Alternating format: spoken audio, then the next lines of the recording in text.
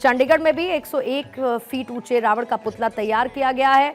रावण दहन होना है। राजस्थान के उदयपुर में रावण मेघनाथ के पुतलों को पहले से ही रेनकोट पहना दिया गया। वजह ये रही क्योंकि वहां पर बारिश को लेकर अलर्ट था। फिर कर्नाटक में मैसूर में दशहरे के लिए हाथी को सजाया गया। इस तरीके की तमाम तस्वीरें देखने को मिली हैं। इसके साथ ही इधर नीतीश कुमार पटना में पहुंचे, वहां की तस्वीरें भी आपने देखी। हरीश आपको दिखा रहे थे, धामी वहां पर पहुंचे थे और क्योंकि आयोजन किया गया था इस कार्यक्रम का। एक बार आपको दिल्ली लिए चलते, अगर अक्षय मेरे साथ जुड़े हुए हैं तो।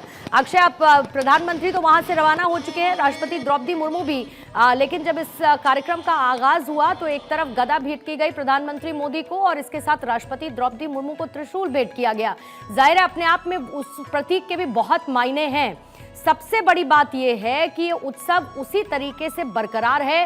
पूरे देश भर में इसकी चकाचौंध धूम और दशहरे के साथ, या मैं इससे पहले कहूं कि अगर नवमी के शुरू होने के साथ ही हमारा जो फेस्टिव सीजन है उसकी शुरुआत हो जाती है और लोगों में इसको लेकर उत्साह उसी तरीके का देखने को मिलता है जैसा कि आज वहां पर मौजूद हजारों लाखों लोगों के बीच।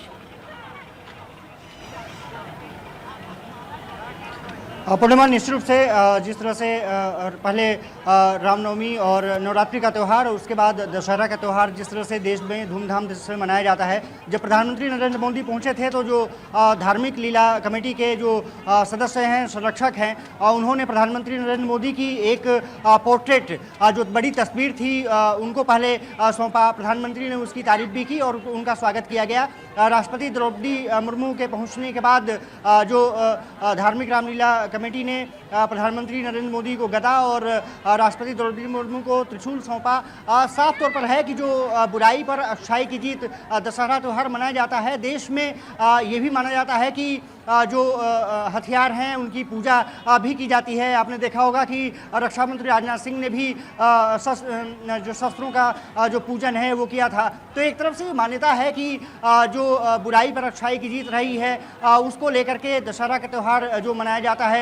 तमाम जो धार्मिक मान्यताएं हैं, कहा जाता है कि देश में 50 से ज़्यादा रामायण लिखी गई हैं। हिंदी में ही सबसे ज़्यादा अगर कहा जाए तो 11 रामायण लिखी गई हैं और तमाम तरीके से उसमें हिमाचली रामायण का अलग है, हिंदी में जो अवधी रामायण लिखी गई है उसको अलग तरीके से व्याख्या दी गई है। रामचरितमानस का जो पाठ है उत्तर भारत में सबसे ज़्यादा आप देखते ही हैं कि उसको मान्यता मिली हुई है।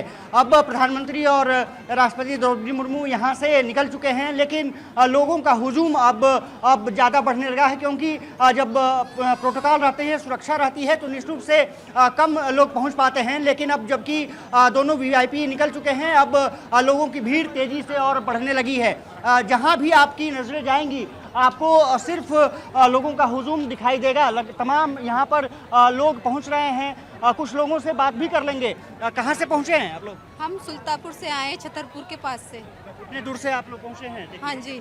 प्रधानमंत्री और द्रौपदी, हमने किसी को नहीं देखा, धक्का मुक्की लगी गई है, हम यहाँ तक पहुँच पाए हैं। देखिए कुछ और लोगों से चर्चा कर लेंगे। कहाँ से पहुँचे हैं आप? हम बेंगलोर से आए, बहुत अच्छा लग रहा है आके। बहुत भीड़ है, परेशानी तो नहीं कुछ? हाँ, परेशानी हो रहा है, अंदर जाने के लिए कुछ है ही नहीं।